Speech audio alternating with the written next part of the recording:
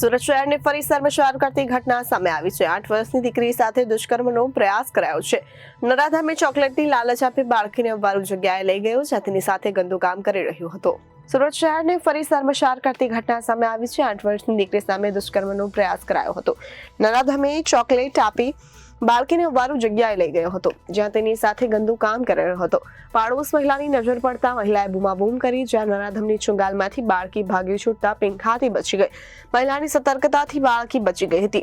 માતા પિતાએ વેસુ પોલીસ મથકે નોંધાવી ફરિયાદના આધારે પોલીસે નરાધમની ધરપકડ કરી છે।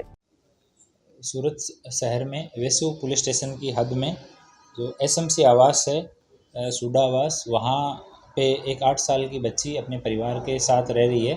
तो वहीं पे ही रहने वाले एक व्यक्ति सैलाब झाकरी यादव, ये 30 साल से सूरत शहर में रह रहा है और 10 साल से ये भी एसएमसी आवास वेसु में रह रहा है और मूल रूप से गोरखपुर यूपी का रहने वाला है। पत्थर की घिसाई का यहाँ पे काम करता है और इसने बच्ची नीचे खड़ी थी दोपहर में 1 बजे के आसपास, तो चॉकलेट देने के बहाने से सीढ़ियों में ले जाके उसके साथ गलत तरीके की हरकत कर रहा था। तो एक पड़ोस की रहने वाली एक लेडी ने देखा और उसने आवाज़ लगाई बच्ची का नाम लेके ज़ोर से, तो बच्ची उससे छूट के और नीचे आ गई और बाद में ये लोग पुलिस स्टेशन में आए। अभी आरोपी को पुलिस स्टेशन में लाया गया है, उससे पूछताछ चल रही है और एफआईआर ड्राफ्ट की गई है उसके खिलाफ में।